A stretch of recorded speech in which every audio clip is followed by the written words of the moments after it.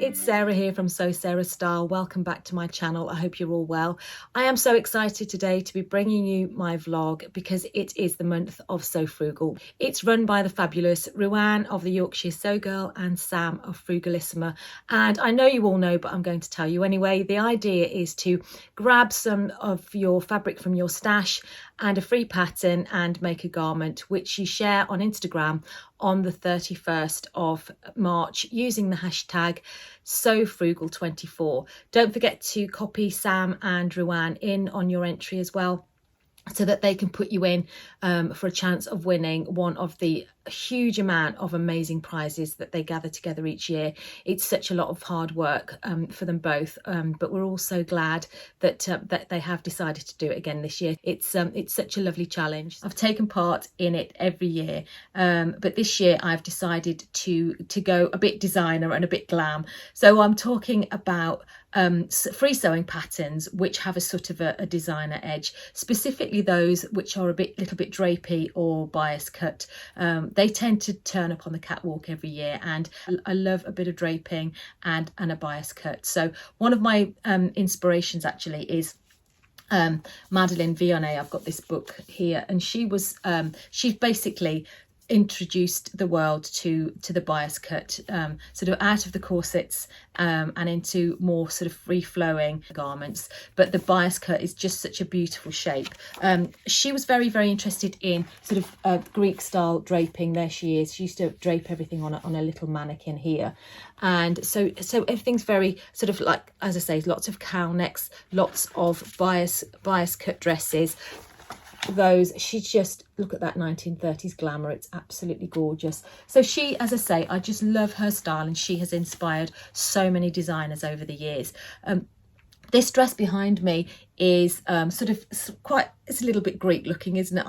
With lots of fabric, lightweight sort of fabric, but using lots of it. This is the Mood Clementine dress that I made to wear for the dressmakers ball last year. I'll put a little bit of footage in so you can see it. It's made of, as I say, a really lightweight, it's like a faux silk fabric.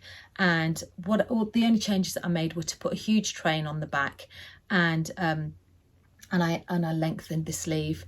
No tricky fitting whatsoever. It's all put together with elastic, and it's got pockets, which I absolutely love. So it just made it a bit of fun to wear, really. I absolutely loved wearing that dress. So there are sew-alongs and tutorials that you can find, because Mood, as I'm sure you're aware, is sort of famous for having scant instructions, shall we say, which is fair enough. They're free patterns after all. But if people have made them, then they tend to either give you a little bit more information, maybe in a vlog or a blog. So it's always worth having a look. Just check out the hashtag for any of the free Mood patterns that you want, and see if anybody's given you some more information on how to put it together. So there's definitely help with the Clementine dress. So I would really recommend that you go along and have a look at that if you want to make it. So yeah, here's a bit of footage of me and the dress in action.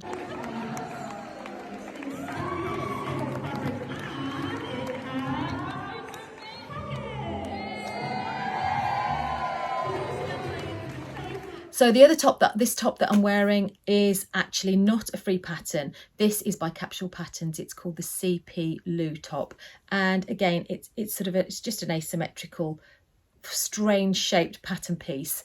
Really simple to make. It's just a front and a back, but it's just very cleverly cut. If you wanted to make something similar to this, there is a free pattern, and it's on the Bernina blog. And excuse me while I look down, just let me double check. It's called the Banina Yellow top with one side waterfall neck. There do seem to be some really good instructions for this as well on the Bernina blog, and there's also a sew along, so you can't go wrong. So I think actually that's something that I will definitely be making up. You can make it in lots of sort of stretchy drapey jersey materials, and I just love the sort of the off the shoulder look of that. Again, it's one of these ones with weird pattern pieces, and all of a sudden then it just comes together and makes something just a little bit different and unusual. So I would just absolutely have a look at that if you're interested in this kind of shape anyway. Another top that I found that as soon as I saw it, I thought, I've got to make that. That is so me. And it is the Salute blouse by, again, Mood Fabrics. Mood Fabrics are brilliant for these sort of slightly designer inspired looks. So the Salute blouse is a cowl neck blouse with an asymmetrical hem. Just love the shape. Again, relatively simple. I would have thought it's a front and a back. It's got sleeves. I like the sleeves as well. They're just finished with elastic at the bottom. And then if you did want to add a little bit more interest, you can make your own covered buttons just to put on the shoulder. So that's really, really pretty. I really love the whole look of that draped cowl neck, definitely. So the first dress I want to talk about literally could have come straight out of this V&A book, to be honest. And it is by Mood, and it's called the Rhodes Infinity dress. It is so simple in its construction. It's a skirt and then two almost long scarf type pieces. There's an optional bandeau that you can make to go underneath, which I certainly would if I was going to make this dress. But the idea then is that you're free to do what you want with the scarf bits. So you could put them over and tie them at the back like a halter neck. You could put them over your shoulders. You could just twist them in all different manners and just make a beautiful dress. And what they've said, and I think it's a brilliant idea, if you had a few bridesmaids and they all had different taste or different shapes or whatever, you could make this dress out of the same fabric and they could all tie it in different ways. So that, I think, is a really, really lovely dress to make, and you could wear it in a different way every time you went out in it. So I think that's so clever. So another dress that I really, really love the look of is the Mimosa Dress, which at first glance, it's quite a simple looking dress. It's a t-shirt top, which keeps it quite casual, but then the skirt has a sort of a wrap detail, which then the end of the wrap almost sort of creates a waterfall down the side, and then the skirt's got quite a drapey look to it. I think in a gorgeous slinky jersey like this, that would look fabulous. Victoria Beckham actually has created a dress very, very similar to this. It's a bit fancier at the top, but actually the skirt section is very, very similar. So I think if you used something like this, I don't necessarily want to have something smart all the time. I quite like the combination between smart and casual, and if it was just a t-shirt top but with a fancy skirt, you could just wear it with trainers and a denim jacket, and I think it would be quite a casual look, or you could dress it up to go out. So that's my plan to make with that. The one thing I will say, the instructions, apparently people have struggled with this dress because it just says attach the skirt to the top, well, without many details. But I've found I think there is either a sew along or somebody has actually made it before. So I will definitely be looking that up just to get a little bit more information on how to actually attach the skirt and the top. But I think that's a really, really lovely pattern. A similar one to that, also again by Mood, is the Tulip Dress, and I spoke about that last year.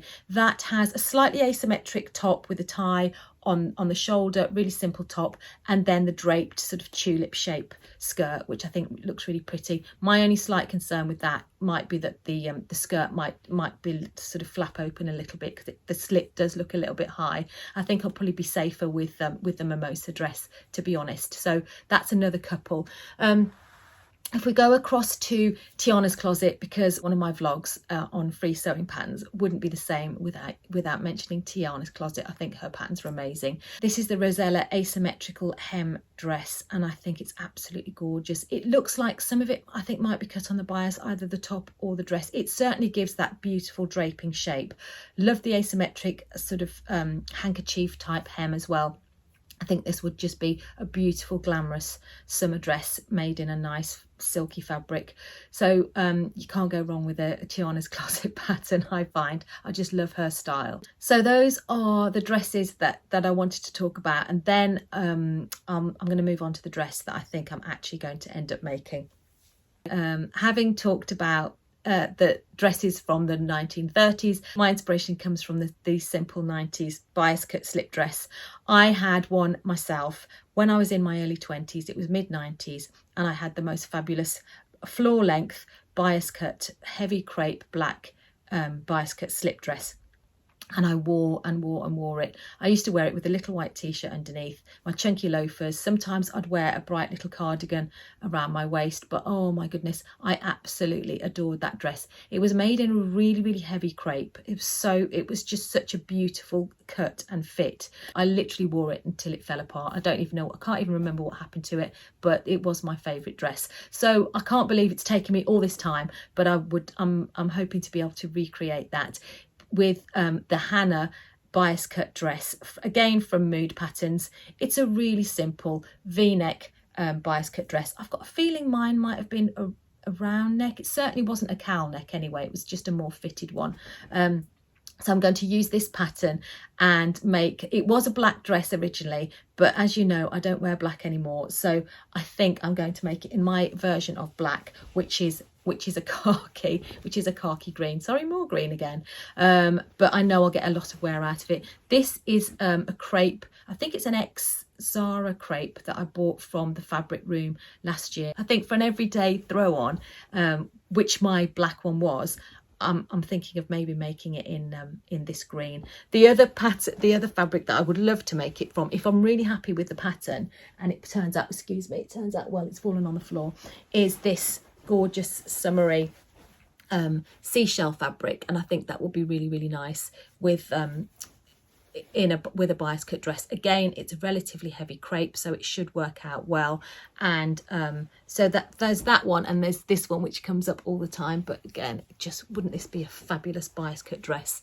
So it's slightly silky, very heavy crepe, and it's sort of like a cotton back as well. I've got 3 meters of that, so I think that would make a really, really nice one. I also want to make a t-shirt to go underneath it, so I've got a few options for fabric for the t-shirts. I think I'm going to keep it simple. I think I'm going to keep it simple and go with the Closet Core free t-shirt pattern that you can get if you sign up for the Closet Core newsletter. They send you the link for the pattern. I've made it before. I know it fits really nicely, so that's the idea, is to use that pattern.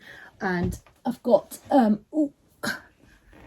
this fabric here, which is just a really soft jersey, which I think would be really nice to make a little t-shirt to go under that one. I've also got plenty of this one that I'm wearing to make a more fitted t-shirt. This style wouldn't really fit very well, I don't think, underneath the slip dress, but with a little t-shirt to go underneath, I think that might work quite nicely. I have actually made a really quick toile of the Hana dress because I just wanted to check that it would go together okay, and check the length of it and the length of the straps, etc. So just excuse me because it's very, very roughly made and the facing's all hanging out, etc. So this is it. And I've discovered that the straps are too long, so I need to make an adjustment on that. And the dress itself is a little bit shorter than I would like, so I think I might try and lengthen it. Obviously, I'm going to be restricted by the width of the fabric because you have to lie the pattern diagonally across the fabric, but we'll see. So this sort of is a midi length.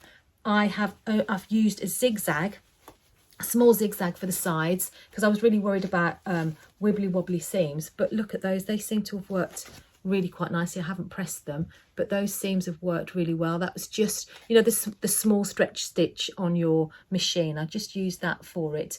There is also Tessuti Patterns have a really useful blog about how to change the facing on their Sadie slip dress, actually, which is a really lovely slip dress. I think it's relatively similar to this, but it looks to be quite a bit longer than this one.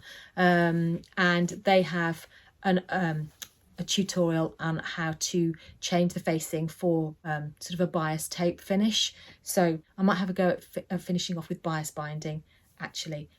I know the dress that I had back in the 90s was definitely one of those. It didn't have a facing. It was definitely finished with a bias binding. So I think I'll be having a go at that as well. So I think that's probably it from me today. Hopefully you've got an idea of some different sort of designery type looks using drapey, asymmetrical, free sewing patterns. I look forward to seeing what everybody else is making.